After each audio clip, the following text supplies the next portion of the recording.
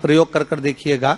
अभी तो नवरात्रि चल रही है, नवरात्रे में जब 5वां दिन नवरात्रे का रहे, चैत्री नवरात्रे का 5वां दिन रहे, और मान लो कि आपके घर में किसी बच्चे की, लड़के की या लड़की का या मंगल विवाह नहीं हो रहा हो, या शादी नहीं हो रही हो, या उस लड़के लड़की के लिए बहुत प्रयास कर लिया आपने और उसकी शादी हो ही नहीं रही, अथक प्रयास आपने कर लिया और उसका मंगल विवाह नहीं हो रहा, तो ये देवी भागवत में स्पष्ट कहा गया है, देवी भागवत में वर्णन किया गया है,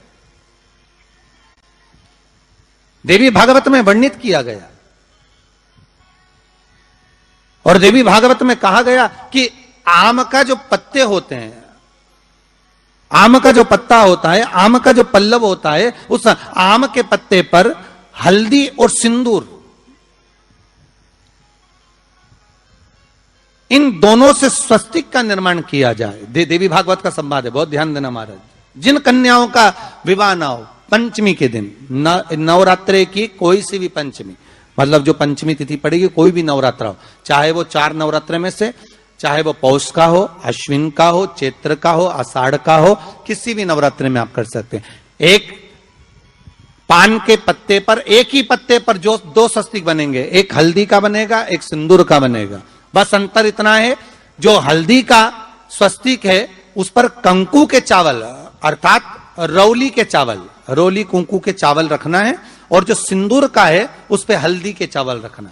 इतना रखकर जिस लड़का लड़की का विवाह नहीं होता उसकी हथेली पर रखकर उसका नाम और गोत्र बोलकर महाराज उसको ले जाकर नीम के पेड़ के नीचे उसको रख दिया जाता है। मात्र 3.5 या 4 महीने ऐसे रहते हैं जिसके अंदर उस लड़का लड़की का विवाह पक्का हो जाता है। जिसका विवाह नहीं होता केवल उसी के लिए। पंचमी कौन सी तिथि? पंचमी, चाहे वो शुक्ल पक्ष की हो, चाहे वो कृष्ण पक्ष की। शिव महापुराण की कथा कहती है आपको सुख अनुभव हो जाएगा। कार्य सिद्ध। जिंदगी में कभी संपदा कम नहीं हो सकती, संपदा बढ़ती चली जाती है।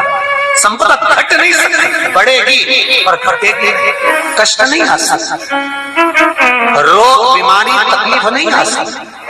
आपके लिए तो लाभदायक है, समझ लो ये कथा। शास्त्र कहता है कि जिसके घर में संपदा की कमी हो, पैसा आ ही नहीं रहा हो, सब दूर उलझ गया हो, बहुत टेंशन चल रहा हो, पंचमी तिथि के दिन गन्ने का रस, गन्ने का रस जानते हो, ईख का रस, गन्ने का रस तुलसी जी के क्यारे में हाथ में लेकर 7 बार अपना नाम और गोत्र बोलकर छोड़ दो, जिंदगी में 3 साल में तो करोड़पति बनकर बैठ जाओगे, कभी लक्ष्मी की कमी नहीं आ सकती। तैयारी में बैठे रहोगे कि फिर पंचमी तिथि आए। हमारे यहाँ सांपों की पूजन कौन से दिन होती है, कौन सी तिथि में करते हैं? जम के बोलो जरा। नाग पंचमी। नाग पंचमी का मतलब क्या है? सांपों की पूजन करो। नाग पंचमी का मतलब होता है शंकर जी के मंदिर में जाकर 1 लोटा जल समर्पित कर दो। उसका कारण क्या है कि हमारे परिवार में, हमारे कुटुंब में, परिवार में कोई 7 पीढ़ी के अंतर्गत भी अगर कोई जीव तड़प रहा होता है, पड़ा हुआ होता है, उसकी मुक्ति नहीं होती है, तो पंचमी का चढ़ा हुआ जल उस जीव को प्राप्त हो जाता है और वो जीव तर जाता है, उसका फिर जन्म नहीं होता। वो तर संपदा के लिए अर्थात जिसका व्यापार नहीं चलता, जिसके घर में पैसा नहीं आता, या नौकरी नहीं लग रही, या सर्विस नहीं लग रही, आप अप्लाई कर रहे हो, जगह जगह जाकर इंटरव्यू भी दे रहे हो और पैसा नहीं आता, तो उसके लिए भी प्रयास किया जाता है। पर उसके लिए यहाँ पर जो धन के लिए करते हैं, उसके लिए विष्णुपदी के लिए करते हैं। मतलब जैसे गंगा के जल में तुलसी के 11 पत्ते डाले जाते हैं, और उसको किसी भी नारायण के मंदिर में, राम कृष्ण शिव, शंकर नहीं, राम कृष्ण भगवान विष्णु, दत्त आदि जितने नारायण के मंदिर हैं, उस मंदिर में किसी भी पात्र में, एक छोटे से पात्र में उसको भरकर रखी आते हैं महाराज। उससे भी जॉब, सर्विस, नौकरी में सफलता प्राप्त हो जाती है। परंतु वो भी एकादशी को ही होता है। कुछ देर तक पात्र को रखा जाता है, फिर वही पात्र का जल किसी भी वृक्ष के नीचे डाल दिया जाता है, उससे भी नौकरी के लिए फायदा मिलता है।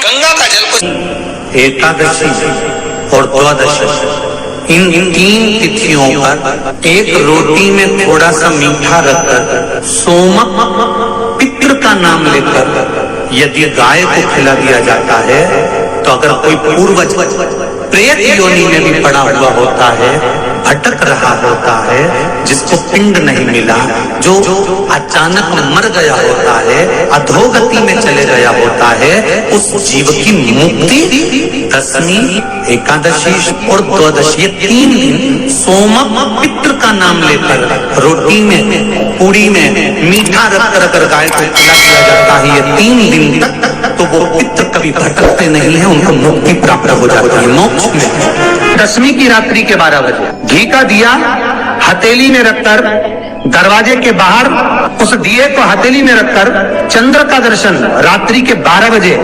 दिए की लो में चंद्र का दर्शन करते हैं, उससे ज्योत प्रबल होती है हमारे।